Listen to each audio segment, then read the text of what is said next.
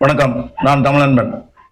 கடந்த 30 நாட்களாக தலைநகர் டெல்லியில் நடந்து வந்த கரப்பான் பூச்சி ஜனதா கட்சியினரின் போராட்டம் நிறைவு பெற்றிருக்கிறது. அந்த கட்சியினர் முக்கியமாக 3 கோரிக்கைகளை முன்வைத்து போராடி கொண்டிருந்தார்கள். அவற்றில் முதல் கோரிக்கை ஒன்றிய கல்வி அமைச்சர் தர்மேந்திர பிரதான் பதவி விலக வேண்டும் என்பது. அடுத்த கோரிக்கை நீட் தேர்வு வினாத்தாள் கசிவு மோசடி காரணமாக நடந்த குளறுபடிகளால் சுமார் 20 பேர் வரை தற்கொலை செய்து கொண்டார்கள். அவர்கள் குடும்பத்திற்கு தலா 1 கோடி ரூபாய் நிவாரணம் வழங்க வேண்டும் என்பது அவருடைய இன்னொரு கோரிக்கை. மூன்றாவதாக, கடந்த 20ஆம் தேதி நாடாளுமன்றம் நோக்கி பேரணி சென்றபோது காவல்துறையும் துணை இராணுவப் படையும் நடத்திய கொடூரமான தாக்குதல்களில் காயமடைந்து சிகிச்சை பெறுவோருக்கு நிவாரணம் மற்றும் அன்று அந்த போராடிய இளைஞர்கள் மாணவர்கள் மீது பல்வேறு மாநிலங்களில் போடப்பட்டிருக்கும் வழக்குகள் ஆகியவற்றை முழுமையாக ரத்து செய்ய வேண்டும் என்பது அவருடைய கோரிக்கை.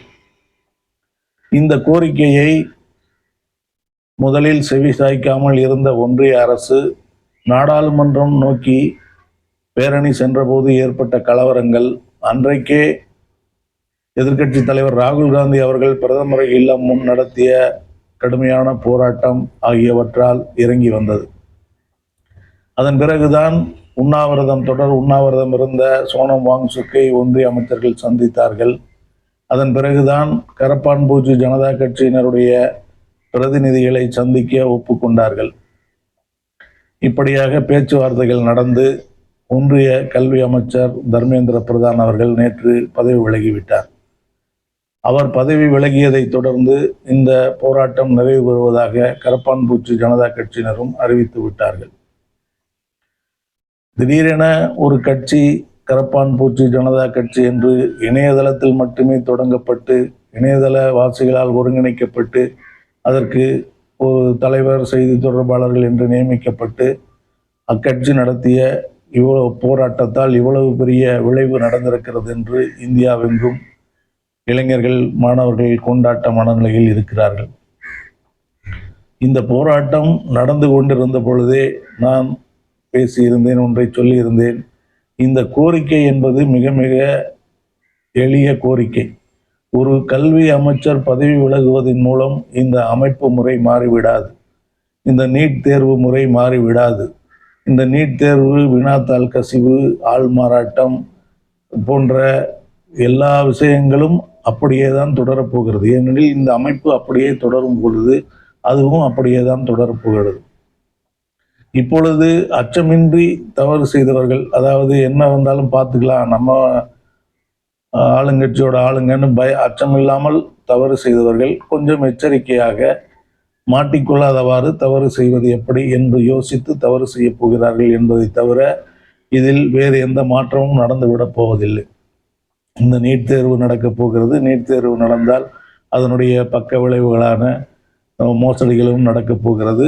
அவற்றை தாண்டி இந்த நீட் தேர்வுக்கான இந்தியாவெங்கும் இருக்கக்கூடிய கோச்சிங் சென்டர்கள் என்கிற பயிற்சி மையங்கள், அது பணத்தை கொழித்து கொண்டே இருக்க போகிறது. கல்லா கட்டி கொண்டே இருக்க போகிறார்கள். சாமானிய மனிதர்களிடமிருந்து பெரும் பணக்காரர்களிடமிருந்தும் ஆளுக்கு தகுந்தாற்போர் அவருடைய பணத்தை வாங்கி வாரி போட்டு கொண்டே இருக்க போகிறார்கள். இதில் மட்டும் ஆண்டுக்கு சுமார் 60,000 75,000 கோடி ரூபாய் வரை புழங்குகிறது என்று சொல்கிறார்கள். இந்த மையத்தினுடைய அடிப்படை செலவுகள், ஆசிரியர், பயிற்சியாளர்களுக்கு சம்பளம் எல்லாவற்றையும் கழித்து பார்த்தால் கூட இது பல்லாயிரம் கோடி ரூபாய் அதிகமாக புரளுகிற ஒரு தொழிலாக இருக்கிறது. அந்த தொழில் அதிகமாக புரளக்கூடிய பணம் அரசியல் கட்சிகளையும் குளிர்வித்து கொண்டிருக்கிறது. குறிப்பாக ஒன்றியத்தை ஆளும் கட்சியை குளிர்விக்கிறது என்றெல்லாம் அதிகாரப்பூர்வமற்ற செய்திகள் வந்து கொண்டே இருக்கின்றன. இவை அனைத்தும் அப்படியே தொடரப்போகின்றன. அப்படி ஆனால் அதே சமயம் இந்த ஒரு ஒன்றிய பாஜக அரசு மிக வலிமையாக இருக்கிறது. அதை எதிர்க்கவே முடியாது. அது எதற்குமே செவிசாய்க்காது. அது இரும்பு காது கொண்ட அரசாங்கம். அந்த அரசாங்கத்தின் காதுகளில் எந்த குரலும், யாருடைய குரலும் விழவே விழாது என்கிற விமர்சனங்களை எல்லாம் தாண்டி 56 இன்ச் அகலம் கொண்ட மார்புக்கு சொந்தக்காரர் மோடி, அவரை யாரும் எதுவும் செய்துவிட முடியாது என்று பெருமை பேசிக் கொண்டிருந்த பாஜகவினருக்கு இது ஒரு அதிர்ச்சியாக இருக்கிறது. என்னடா இது, ஒரு கரப்பான் பூச்சின்னு ஒரு கட்சி வந்து போராடி நம்ம அமைச்சரை பதவி விலக வச்சுட்டாங்களே அப்படிங்கிற அதிர்ச்சியில அவங்க இருக்காங்க. ஆனா அதனுடைய பலன் என்ன என்றால் ஒன்றுமில்லை என்பதுதான் யதார்த்தம். அது புரியாமல் அவர்கள் அதிர்ச்சியிலும் மற்றவர்கள் கொண்டாட்டத்திலும் இருக்கிறார்கள். சரி, ஒரு பலனும் இல்லாத ஒரு கோரிக்கையை கரப்பான் பூச்சி கட்சி வைத்தது சரி. ஒன்றிய பாஜக அரசு இப்படி ஒரு அமைச்சர் பதவி விலகுவதால் நமக்கு ஒரு பெரிய ஒரு கருத்தியல் ரீதியான பின்னடைவு ஏற்படும், நமக்கு நம்முடைய ஆட்சி மீதான மதிப்பு குறையும், அது போன்ற நிகழ்வுகள் நடக்கும் என்று அறியாமலா இருக்க போகிறது. அது ஏன் இவர்களை சரி செய்ய முடியாமல் ஒன்றிய பாஜக அமைச்சரை பதவி விலக வைத்தது என்கிற கேள்வி இருக்கிறது. அதிலும் தர்மேந்திர பிரதான் என்பவர் பாஜக அரசின் முதுகெலும்பாக இருக்கக்கூடிய RSS அமைப்பில் தீவிரமாக இயங்கியவர் என்றும், அவருக்கு RSS அமைப்பின் தீவிரமான ஆதரவு இருக்கிறது என்றும், அவர் மீது கை வைக்கவே மாட்டார்கள் என்றும் அவர் பதவி விலகுவதற்கு முன்பு வரை சொல்லிக் கொண்டிருந்தார்கள். ஆனால் திடீரென அவர் பதவி விலகிவிட்டார். எப்படி நடந்தது என்பதிலும் ஒரு சூட்சுமம் இருக்கிறது. அவர்கள் பதவி விலகியது அவ்வளவு எளிதாக விலகிவிடவில்லை. இன்னும் சொல்ல போனால் கரப்பான் பூச்சி ஜனதா கட்சியினரின் போராட்டத்திற்கு பணிந்தோ, இந்த கலவரங்களுக்கு பணிந்தோ, காங்கிரசினுடைய தலைவர் ராகுல் காந்தியினுடைய போராட்டத்துக்கு பணிந்தோ இந்த நிகழ்வு நடந்துவிடவில்லை. வேறு எப்படி நடந்தது என்றால், எல்லோரும் ஆச்சரியப்படுவீர்கள், தமிழ்நாட்டின் போராட்டம் காரணமாகத்தான் இந்த பதவி விலகல் நடந்திருக்கிறது. என்ன திடீர்னு யாரோ செஞ்ச சாதனைக்கு நீங்க ஸ்டிக்கர் ஒட்டிக்கிறீங்களா, இப்ப கரண்டா உள்ள மாதிரி நீங்க ஸ்டிக்கர் ஒட்டிக்கிறீங்களா அப்படின்ற கேள்வி உங்களுக்கு வரலாம். உண்மை என்னவென்பதில் தான் அவர் பதவி விலகியதின் சூட்சுமமே இருக்கிறது. இந்த போராட்டம் முதலில் தொடங்கியது டெல்லியில். கரப்பான் பூச்சி ஜனதா கட்சியினுடைய ஆதரவாளராக இருக்கக்கூடிய சமூக ஆர்வலர் சோனம் வாங்சுக் காலவரையற்ற உண்ணாவிரதம் மேற்கொண்டார். அவர் உண்ணாவிரதம் இருந்து கிட்டத்தட்ட 20 நாட்கள் வரை அவரை கண்டுகொள்ளவே இல்லை. ஜூலை 20ஆம் தேதி நாடாளுமன்றம் நோக்கிய பேரணி என்று அவர் அழைப்பு விடுத்திருந்தார். கரப்பான் பூச்சி கட்சியும் அழைப்பு விடுத்திருந்தது. அதற்கு எப்படி கூட்டம் வரும் என்று பார்க்கலாம் என்று காத்து கொண்டிருந்தது ஒன்றிய அரசு. அதற்கு ஒன்றிய அரசு எதிர்பாராத வகையில் அன்றைக்கு பெரும் கூட்டம் கூடிவிட்டது. எங்கெங்கிலும் அண்டை மாநிலங்களில் இருந்தெல்லாம் மாணவர்கள், இளைஞர்கள் அந்த போராட்டத்தில் கலந்து கொள்ள மிக ஆர்வமாக வந்துவிட்டார்கள். அதன் விளைவாக டெல்லியிலுடைய மெட்ரோ ரயில் நிலையங்களே மூடப்பட்டு விட்டன என்பதுதான் அதனுடைய அது எவ்வளவு வீரியமாக இருந்தது என்பதற்கான ஒரு முக்கியமான சாட்சி. எரிவதை இழுத்து விட்டால் கொதிப்பது அடங்கிவிடும் என்பது போல் மாணவர்களின் வருகை, இளைஞர்களின் வருகையை தடுத்து விட வேண்டும், ஜந்தர் மந்தரை நோக்கி நாடாளுமன்ற பேரணியில் அவர்கள் கலந்து கொள்ள வரக்கூடாது என்பதற்காக மெட்ரோ ரயில் நிலையங்களையே மூடி வைத்தது டெல்லி அரசு. அதிலிருந்து அதனுடைய வீரியம் தெரிகிறது. அப்பொழுது அந்த பேரணி மிகப்பெரிய வரவேற்பை இளைஞர்கள், மாணவர்கள் மத்தியில் பெற்று மிகப்பெரிய ஆரவாரம், ஆர்ப்பரிப்புகளோடு நாடாளுமன்றம் நோக்கிய பேரணி நடந்தது. முன் எப்போதும் இல்லாத வகையில் நாடாளுமன்றத்தின் கதவுகள் அடைக்கப்பட்டு துப்பாக்கி ஏந்திய காவலர்கள் துப்பாக்கியை நீட்டியபடி மாணவர்களை நோக்கி நின்று கொண்டிருந்தார்கள். இது எவ்வளவு பெரிய போராட்டம் நடக்கும் என்பதை ஆளும் கட்சியான பாஜகவும் எதிர்பார்க்கவில்லை, எதிர்கட்சியான காங்கிரசும் எதிர்பார்க்கவில்லை என்றே தோன்றுகிறது. இந்த போராட்டம் பெரிதான உடனே காங்கிரஸ் கட்சியின் தலைவர் ராகுல் காந்தி அடுத்து அதைவிட பெருசாக ஒன்று நாம் செய்துவிட வேண்டும் என்று பிரதமர் இல்லம் நோக்கி நடக்க தொடங்கிவிட்டார். பிரதமர் இல்லத்தை முற்றுகையிட்டு அவர் நடத்திய போராட்டம் என்பது மிக கடுமையான போராட்டம். மிக தீவிரமாக, மிக உறுதியாக இந்த இடத்திலிருந்து நான் களைய மாட்டேன் என்று சொல்லி அவர் வைத்த கோரிக்கையும் இந்த கரப்பான் பூச்சி கட்சி வைத்த கோரிக்கை தான் தர்மேந்திர பிரதான் பதவி விலக வேண்டும் என்பதுதான். அதாவது கரப்பான் பூச்சி கட்சியினருக்கு தெரியாமல் இருக்கலாம், அறியாமல் இருக்கலாம், புரியாமல் இருக்கலாம். ஒரு அமைச்சர் பதவி விலகினால் எல்லாம் மாறிவிடும் என்று தெரியாமல் இருக்கலாம். ஆனால் ராகுல் காந்திக்கு தெரியாததல்ல, அந்த அமைச்சர் பதவி விலகினால் எல்லாம் மாறிவிடப் போகிறதா என்பது ராகுல் காந்திக்கு நன்றாகவே தெரியும். ஆனாலும் அவர் அந்த கட்சியினர் வைத்த கோரிக்கையை அவரும் வைத்து எளிதாக தப்பித்து கொண்டார். ஏனெனில் நீட் தேர்வு என்பதை கொள்கை அளவில் காங்கிரசும் ஏற்றுக்கொண்டிருக்கிறது என்பதன் வெளிப்பாடுதான் அது. காங்கிரஸ் கட்சி தான் அந்த நீட் தேர்வையை அறிமுகப்படுத்தியது இந்தியாவிற்கு. அறிமுகப்படுத்தியதற்கு காரணம் உச்சநீதிமன்றத்தின் தீர்ப்பு. காங்கிரஸ் கட்சி தன்னுடைய கொள்கை முடிவாக இப்படி ஒரு திட்டத்தை கொண்டு வரவில்லை.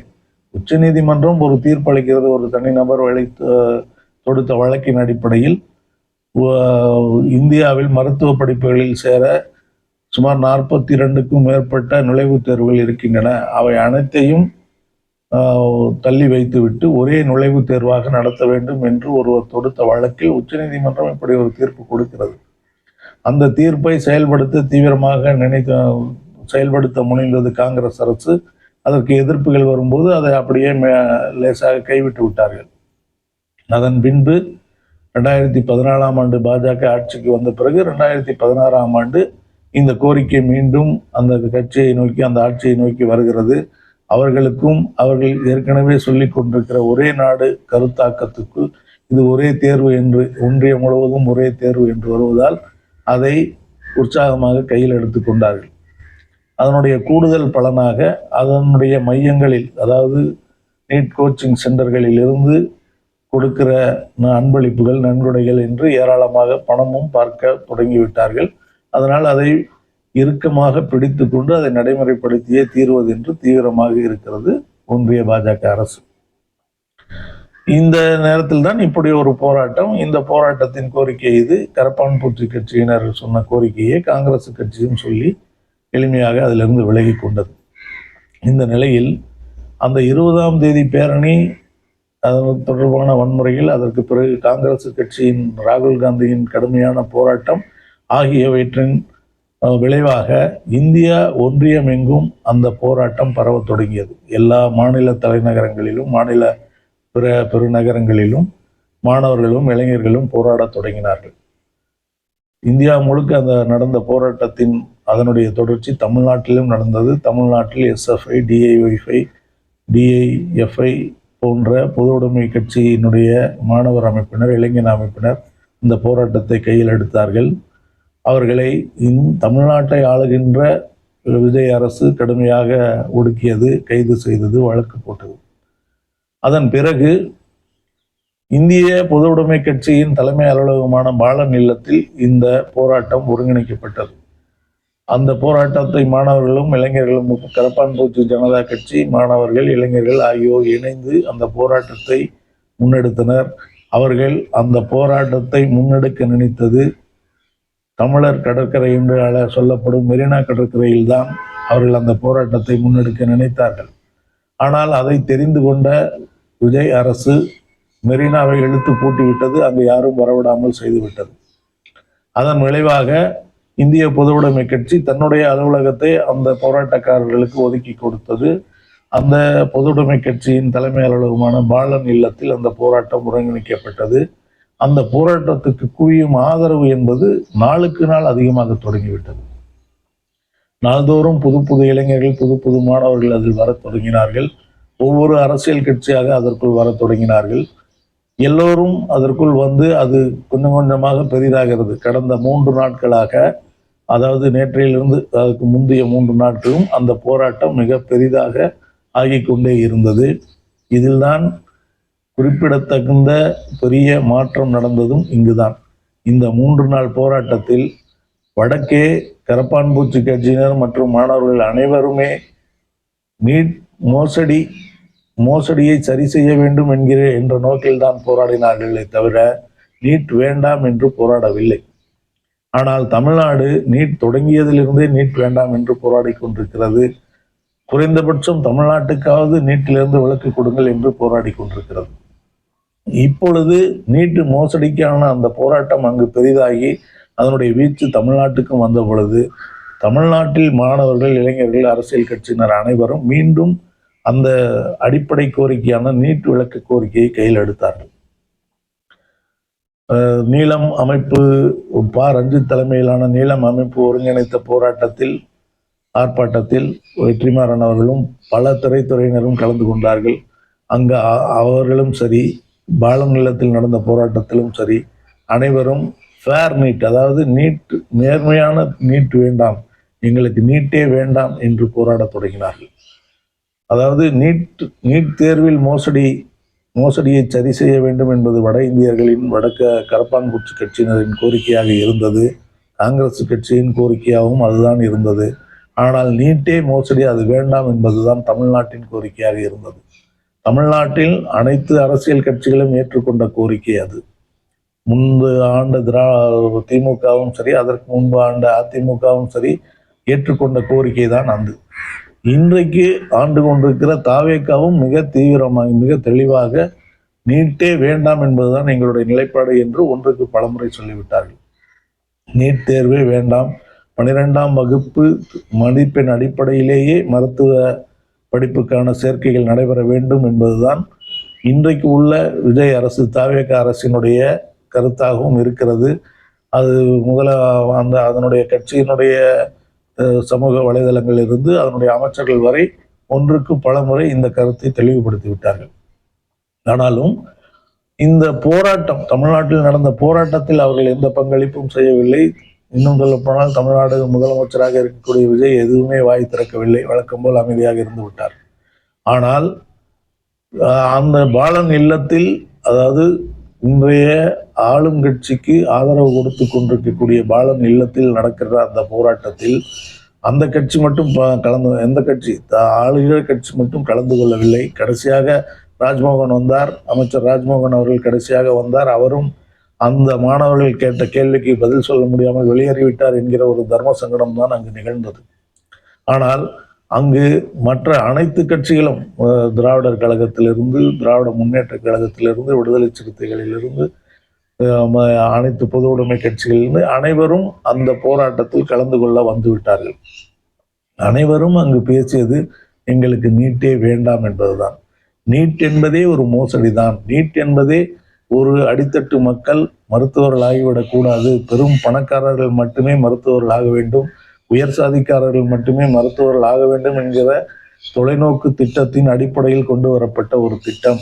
அந்த திட்டத்தால் ஏழை மாணவர்கள், அடித்தட்டு வர்க்க மாணவர்கள் பயன்பெறவே முடியவில்லை. ஏனெனில் இந்த நீட் தேர்வில் எழுதி அதிக மதிப்பெண்கள் பெற வேண்டும், பெரிய வெற்றி பெற வேண்டும் என்றால் பெரிய பெரிய பயிற்சி மையங்களில் படிக்க வேண்டும் என்பது கட்டாயம் என்று ஆகிவிட்டது. அதாவது 1ஆம் வகுப்பிலிருந்து 12ஆம் வகுப்பு வரை அவர்கள் படித்தது எதுவுமே செல்லாது, ஒத்துக்கொள்ளப்பட மாட்டாது என்று சொல்லிவிட்டு அந்த பயிற்சி மையங்களில் அவர்கள் படிக்கிற படிப்பு தான் அவர்களை மருத்துவ படிப்பில் சேர்ப்பதற்கு உதவியாக இருக்கும் என்கிற கருத்து தீவிரமாக பரப்பப்பட்டு அனைவராலும் நம்பப்பட்டு இன்றைக்கு மாதம் 20,000 கட்டுபவர்களும் இருக்கிறார்கள், மாதம் 2 லட்சம் கட்டுபவர்களும் இருக்கிறார்கள். இப்படி பணம் கட்டி அந்த படிப்பை தங்களுடைய குழந்தைகளுக்கு கொடுக்கக்கூடிய வசதியுடையவர்கள் மட்டும் படிக்கிற படிப்பாக இன்றைக்கு மருத்துவ படிப்பு மாறிவிட்டது. முன்பு ஒரு காலத்தில் அப்படித்தான் இருந்தது. பெரும் நிலச்சுவார்ந்தார்களும் மிட்டா மிராசுகளும் மித்த படித்த மேதாவிகளும் மட்டுமே மருத்துவம் படிக்க முடியும் என்று இருந்தது. அதை நீதி கட்சி, அதாவது முன்பெல்லாம் சமஸ்கிருதம் தெரிந்தவர்கள் தான் மருத்துவம் படிக்க வேண்டும் என்றெல்லாம் ஒரு சட்ட விதிகள் இருந்திருக்கின்றன தமிழ்நாட்டிலே. நீதி கட்சி ஆட்சியின் போது அதை நீக்கி அனைவரும், அதாவது பள்ளியில் படிக்கிற அனைவரும், 12ஆம் வகுப்பு தேர்வில் அதிக மதிப்பெண் பெறுகிற அனைவரும் மருத்துவம் படிக்கலாம் என்கிற ஒரு முறையை கொண்டு வந்த பிறகு இந்தியாவின் மருத்துவ தலைநகரம் சென்னை என்று அழைக்கப்படுகிற அளவுக்கு தமிழ்நாட்டில் மருத்துவ படிப்பு மேம்பட்டிருந்தது, மருத்துவர்கள் மேம்பட்டிருந்தார்கள், மருத்துவமனைகள் மேம்பட்டிருக்கின்றன. இன்றைக்கும் சென்னையை நோக்கி பல வட இந்திய தலைவர்கள் சென்னை மருத்துவமனைகளில் வந்து தங்கி சிகிச்சை பெற்று வருவதை நாம் செய்திகளில் பார்க்க முடிகிறது. இவையெல்லாம் நீட் வருவதற்கு முன்பு மருத்துவர்களானவர்கள் செய்கிற சேவைதான் இப்பொழுது நடந்து கொண்டிருக்கிறது. இப்பொழுதுதான் நீட் வந்திருக்கிறது. இனிமேல் தான் நீட்டில் படித்தவர்கள் வந்து சேவை செய்ய வேண்டும். அப்போது அவர்கள் எப்படி செய்கிறார்கள் என்பது வேறு விஷயம். ஆனால் நீட் இல்லாமலேயே ஒரு மருத்துவத்தில் முன்னணியில் இருந்த மாநிலம் தமிழ்நாடு. இந்த மாநிலத்திற்குள் நீட்டை கொண்டு வந்து மிக மோசமான ஒரு கட்டாயத்தை, வலுக்கட்டாயமாக நீட்டை படிக்க வைத்து ஆண்டுக்கு பல ஆயிரம் மாணவர்கள் மருத்துவ படிப்பில் சேர முடியாமல் ஏக்கத்துடன் மற்ற படிப்புகளை படித்துக் கொண்டிருக்கிற ஒரு இழிநிலை தமிழ்நாட்டில் தொடர்ந்து கொண்டிருக்கிறது. மருத்துவம் படிக்க வேண்டும். 12ஆம் வகுப்பில் அதிக மதிப்பெண் எடுத்துவிட்டால் நேராக மருத்துவத்தில் சேர்ந்து விடலாம். நம் குடும்பத்தில் ஒருத்தர் மருத்துவராகிவிட்டால் நம்முடைய வாழ்க்கையே மாறிவிடும், மொத்த குடும்ப வாழ்க்கையை மாறிவிடும் என்று கனவு கண்டு கொண்டிருந்த அடித்தட்டு நடுத்தட்டு மக்களின் அத்தனை கனவுகளும் சுக்குநூறாகிவிட்டன. முதலில் 10 பேர் நினைத்தார்கள் என்றால் இன்றைக்கு அதில் இருவர் தான் நீட் பயிற்சி மையங்களில் குழந்தைகளை அனுப்பி படிக்க வைத்து அவர்கள் மறுபடியும் நீட் தேர்வு எழுத வந்து அதற்கு பிறகும் நீட் தேர்வில் மதிப்பெண் குறைந்து விட்டால் பெரும் கட்டணம் செலுத்தி மருத்துவக் கல்லூரியில் சேர்ப்பது முடிகிறவர்கள் மட்டும் சேர்த்து படிக்க வைக்கக்கூடிய ஒரு பணக்கார படிப்பாக மருத்துவம் மாறிவிட்டது. அதற்கு அடிப்படை காரணம் நீட் தேர்வு. இந்த நீட் வேண்டவே வேண்டாம் என்கிற முழக்கம் சென்னையில் தொடங்கியது, கடுமையாக ஒழிக்க தொடங்கியது. சென்னையில் தொடங்கிய அந்த முழக்கம் கொஞ்சம் கொஞ்சமாக, அதாவது எல்லோரும் பேச ஆரம்பித்து விட்டார்கள். Fair NEET, no fair NEET, no ban NEET என்று தீவிரமாக பேச ஆரம்பித்தார்கள். இந்த முறை தமிழ்நாட்டுக்குள் சென்னை பாலநிலத்தில் நடந்த போராட்டத்திலும் இந்தி சொற்கள் எல்லாம் ஒழித்து கொண்டிருந்தன. ஏனெனில் இந்திய அளவில் மாணவர்கள் போராடி கொண்டிருப்பதால், இணையதளம் மூலம் அவர்கள் எல்லாம் ஒருங்கிணைந்திருப்பதால் அங்கு ஒழிக்கின்ற முழக்கங்களை தமிழ்படுத்தி அதிலும் கூட அந்த விடுதலை என்கிற ஆசாதி என்ற சொல்லை வைத்து தமிழ்நாட்டிலும் மாணவர்கள் முழக்கமிட ஆரம்பித்தார்கள். அந்த முழக்கத்தின் கூடவே பேன் நீட் என்கிற முழக்கமும் தீவிரமாக ஒழிக்க தொடங்கியது. நீங்கள் ஒரு அமைச்சரை மாற்றுவதால் எந்த மாற்றமும் நடந்து விடாது, இந்த தேர்வையை ஒழிக்க வேண்டும் என்கிற குரல் தமிழ்நாட்டில் தொடங்கிய அந்த குரல் கொஞ்சம் கொஞ்சமாக தென்னிந்தியா வட இந்தியா என்று பரவ தொடங்கியது. இப்படி பரவ தொடங்கியதும் தான் விழித்து கொண்ட பாஜக அரசு இதற்கு மேல் விட்டு வைக்கவே கூடாது என்கிற முடிவுக்கு வந்தது.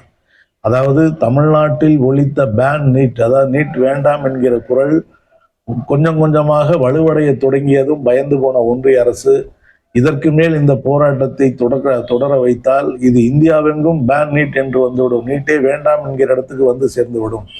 இப்பொழுது இவர்கள் சொல்கிற இந்த அமைச்சர் பதவி விலகல் கோரிக்கையை ஏற்றுக்கொண்டால் நீட்டுக்கு எந்த ஆபத்தும் இல்லை என்று பகவத்கீதையில் சொல்லும்போது ஒருவரை பலி கொடுத்து ஒரு குடும்பத்தை காப்பாற்று, ஒரு ஊரை பலி கொடுத்து ஒரு நாட்டை காப்பாற்று என்று பகவத்கீதையை சொல்வது போல் தர்மேந்திர பிரதானை பலி கொடுத்து நீட்டை பாதுகாத்து விட்டது ஒன்றிய அரசு. தர்மேந்திர பிரதான் பதவி விலகியதும் கரப்பான் பூச்சி கட்சி போராட்டத்தை விலக்கி கொண்டது. அதனுடைய நீட்சியாக தமிழ்நாட்டிலும் இது தீவிரமாக தொடர்வதற்கான வாய்ப்புகள் இப்பொழுது இல்லை.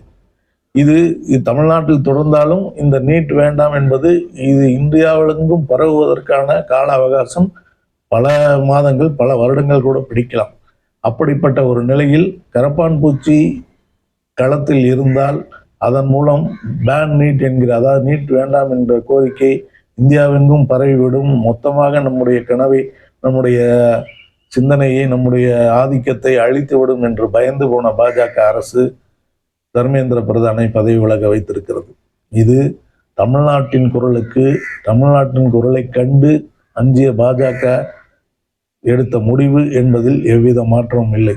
இதை உணர்ந்து இனிவரும் காலங்களிலும் தமிழ்நாட்டு அரசியல் தலைவர்கள் மட்டுமல்ல, ஒன்றிய அரசியல் தலைவர்கள் அனைவரும் நீட்டு வேண்டாம் என்கிற கோரிக்கையை முன்வைத்தே பேச வேண்டும் என்பது நமது அன்பான கோரிக்கை. நன்றி, வணக்கம்.